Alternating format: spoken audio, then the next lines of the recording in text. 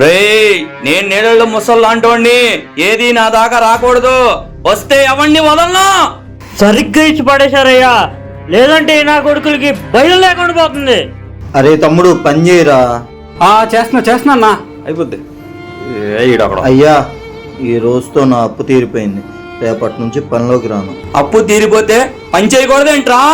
చేయొచ్చండి, మనకి విలువ ఉన్న చోట కష్టమైన పనైనా ఇష్టంగా చేయొచ్చు. కానీ మీలా విలువ ఇవ్వని చోట ఇష్టమైన పనైనా చేయడం కష్టం అండి. ఆత్మాభిమానాన్ని దెబ్బతీస్తుంటే మనసు చంపుకొని ఇక్కడైతే పని చేయలేను. ఉంటా అండి. చూసారయ్యా అంత పొగరగా మాట్లాడుతున్నాడు. నిన్నటి దాకా సచ్చిన పాములే ఉన్నాడు, అప్పు తీరంగానే తలకి రాస్తున్నాడు.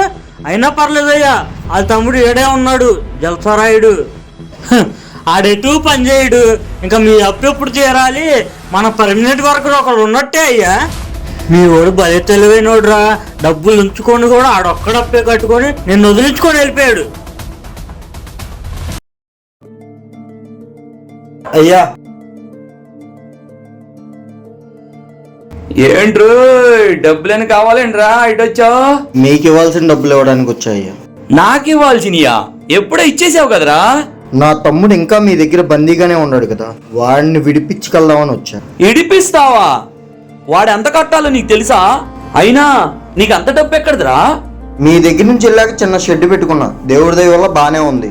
అందుకే మా తమ్ముడిని విడిపించుకెళ్దామని వచ్చా. పిచ్చోళ్ళ ఉన్నావేంట్రా? కష్టపడి సంపాదించి తీసుకొచ్చి ఆడి పెడతాంటావు. ఈ రోజులో సొంత అమ్మా నాన్న ఎవరు చూడట్లేదు. ఎందుకు రాడి మీద నీకు అంత ప్రేమ? మీరు చెప్పింది నిజమే, కొంతమంది అలాగే ఉండి ఉండొచ్చు, కానీ అందరూ అలా ఉండరు.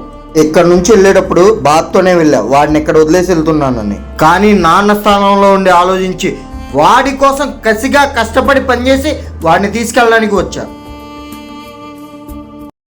ఆడే పని చేస్తాడు, ఆడికి ఏ పని రాదు, వచ్చినా చేయడు. వాడికి ఏ పని రాకపోవచ్చు, చెయ్యకపోవచ్చు, వాడికి నేనున్నా, నేను చూసుకుంటా. నీకెంత ఇవ్వాలో లెక్క చూసి చెప్తే కట్టి వాడిని తీసుకెళ్తా.